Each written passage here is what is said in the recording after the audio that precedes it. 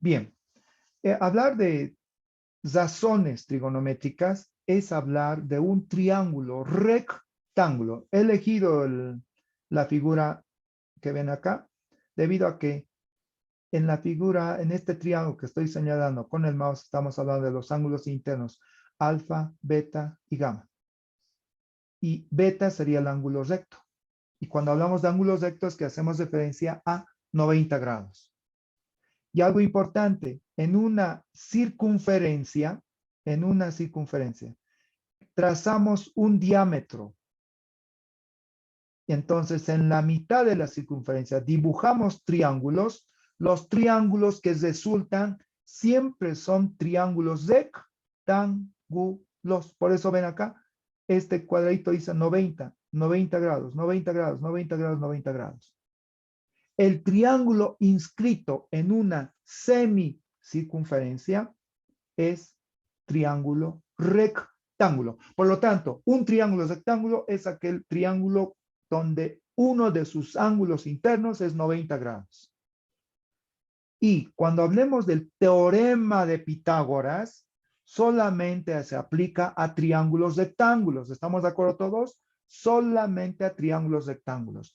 Ahora, este triángulo que estoy señalando, ¿es triángulo rectángulo? No. No, no es triángulo rectángulo. Entonces, no aplicaría el teorema de Pitágoras. Entonces, por eso hace énfasis la gráfica, que para poder aplicar teorema de Pitágoras, 90 grados. Trazamos una perpendicular y ya tenemos 90 grados. Un triángulo rectángulo, otro triángulo rectángulo. Prolongamos este lado para formar un triángulo rectángulo. Con esto, ¿a qué quiero llegar? Teorema de Pitágoras aplicamos solamente a triángulos rectángulos. ¿De acuerdo?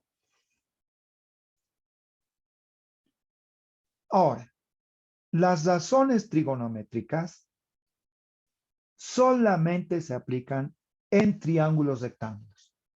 La razón trigonométrica es la división de dos lados de un triángulo rectángulo. Aquí está. Hipotenusa, el mayor lado del triángulo. Y los otros dos lados son catetos. Dependiendo del ángulo, respectivamente, hablaremos de cateto opuesto y cateto adyacente. Por ejemplo, referente al ángulo alfa, esta longitud paralela al eje X sería cateto adyacente. Y lo que está frente al ángulo sería cateto opuesto. Entonces, acá escrito como definición, la razón trigonométrica de un ángulo agudo en un triángulo, ¿ven? Rectángulo, se define como el cociente de los lados. Es decir, si yo divido cateto opuesto entre cateto adyacente respecto de alfa, es tangente. Si yo divido cateto opuesto entre hipotenusa, se llama función seno. Entonces, todas esas funciones que conocen ustedes, seno, coseno, tangente y sus recíprocos, resultan de dividir dos lados de un triángulo rectángulo. Entonces, ¿qué se llama? Cateto adyacente sobre la hipotenusa. ¿Qué nombres recibe? Cateto adyacente sobre la hipotenusa. Coseno. Coseno. Coseno de alfa, en este caso. Ahora, un ángulo notable, como hace rato les decía, un ángulo notable es 30 grados. Otro ángulo notable va a ser 60, otro ángulo es 45 y otro ángulo notable es 90. Estamos hablando de 0 a 90 porque estamos haciendo énfasis a triángulos rectángulos. Ahora, ¿por qué dice ángulo agudo? Dice ángulo agudo porque sencillamente el ángulo está entre 0 y 90. Es decir, mayor a 0 y menor que 90. Mayor a 0 y menor que 90. Eso es ángulo agudo. Lo que les mencionaba, dado el triángulo rectángulo, seno de beta sería cateto opuesto sobre hipotenusa, B sobre A. Coseno de beta, cateto adyacente. Acá está con contiguo, ¿sí? Cateto adyacente sobre hipotenusa. Tangente de beta, cateto opuesto sobre cateto adyacente. Y el resto son los recíprocos. recíprocos al invertir. Por ejemplo, al invertir tangente sería 1 sobre tangente y eso es cotangente. Al invertir seno sería 1 sobre seno y eso es cosecante. Al invertir coseno, 1 sobre coseno y eso es secante. Como les mencionaba, el ángulo agudo está entre 0 y 90. No es ni 0, no es 90. Es mayor a 0 y menor que 90. Hay ángulos notables. Les decía el 0, perdón, el 30, el 45, el 60 y el 90. El complemento de 30 es 60. ¿Por qué hablo de complemento? Porque al sumar ambos, ¿cuánto me da 30 más 60? 90. 90. El complemento de 45 también sería 45, porque 45 más 45 es 90. Entonces, cuando hablamos de ángulos complementarios, la suma de esos ángulos complementarios debe ser 90. Por ejemplo, 37 y 53 en realidad no son ángulos complementarios, pero se aproximan a estos valores de 37 y 53. Pero 37 y 53 de por sí son complementarios. ¿Por qué? A ver, sumen. ¿Cuánto da 37 más 53? ¿Cuánto es la suma 30. de 30, 90? 90, 90. 37 más 53 es 90. Ahora, vean el valor de sus catetos. Bien, ¿por qué es tan interesante este triángulo? Porque un cateto mide 30, perdón, 3. Otro cateto mide 4 y el otro cateto mide 5. 3, 4, 5. ¿Qué tal?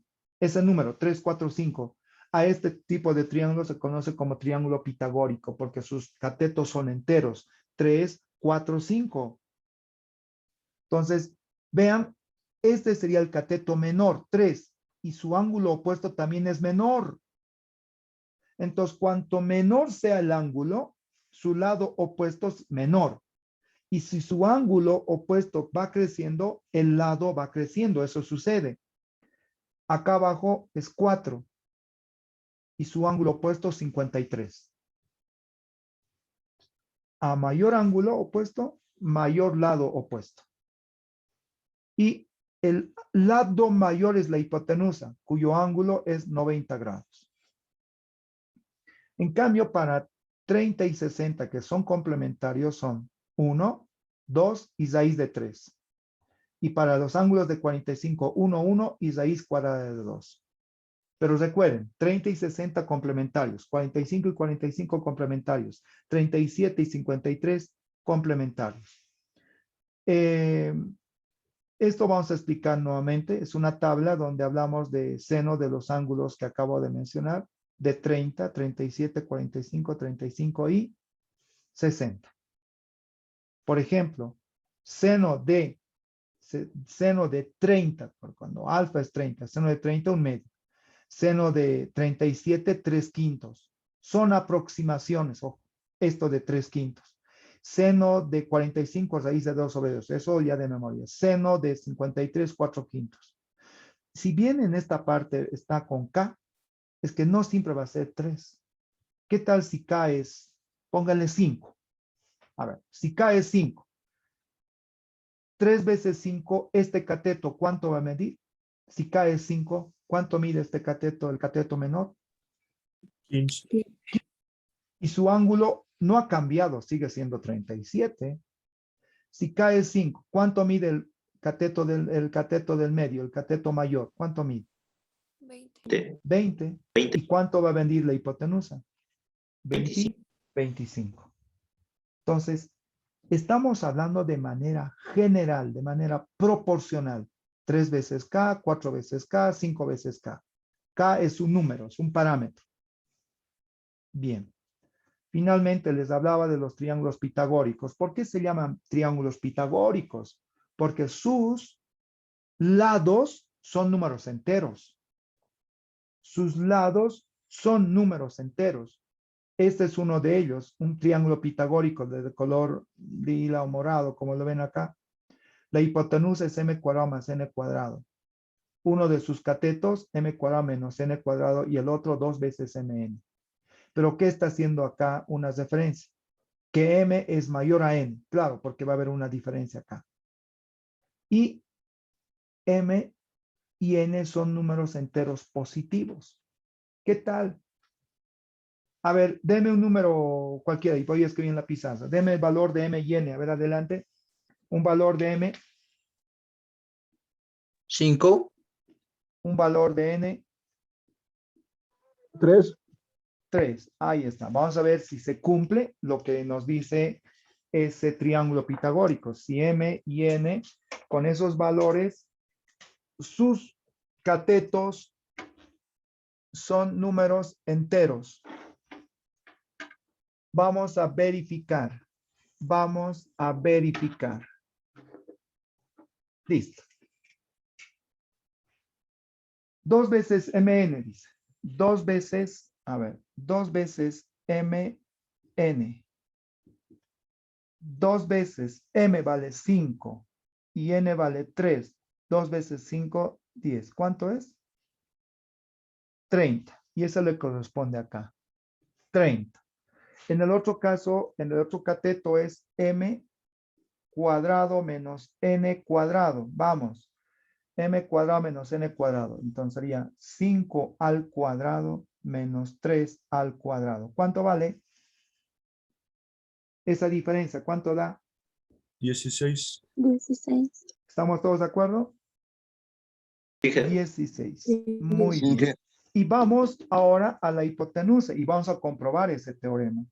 La hipotenusa sería m cuadrado más n cuadrado. En este caso, 5 al cuadrado más 3 al cuadrado. ¿Cuánto da?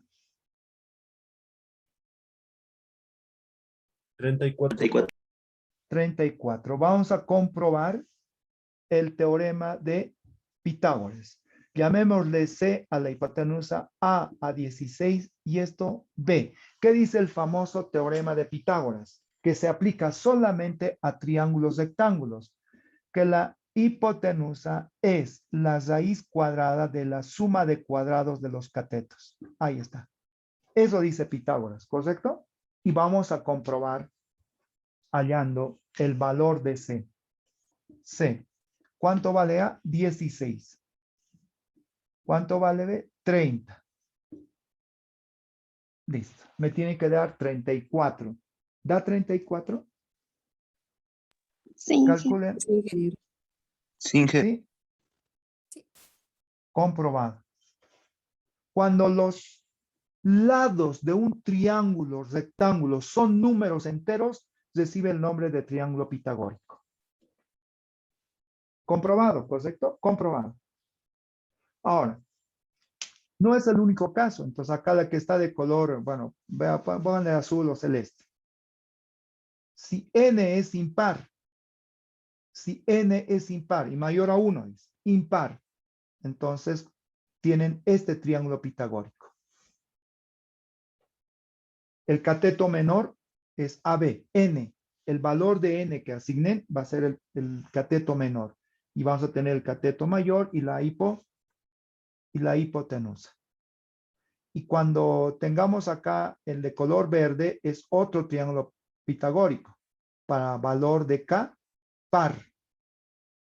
AB es el cateto menor. Entonces, le asignan un valor K y ya prácticamente lo multiplican por 2, tienen el cateto menor. Entonces, este tipo de triángulos se los conoce como triángulos pitagóricos. Y ya para culminar esta parte, les decía de los recíprocos. ¿Cuál es el recíproco de coseno? El recíproco de coseno sería 1 sobre coseno. ¿Estamos de acuerdo? 1 sobre coseno. ¿Y qué representa 1 sobre coseno? Secante. Aquí está lo que les manifestaba. Miren, secante. 1 sobre coseno es secante. ¿Cuál es el recíproco de seno? Adelante. ¿Cuál es el recíproco de seno? 1 sobre seno. 1 sobre seno. Exactamente. 1 sobre seno. ¿Y qué equivale 1 sobre seno? Cosecante. Lo mismo decimos del recíproco de la tangente. El recíproco de la tangente sería 1 sobre tangente. ¿Y a qué equivale 1 sobre tangente? A cotangente. Y el resto lo vamos a ver en identidades. Muy bien.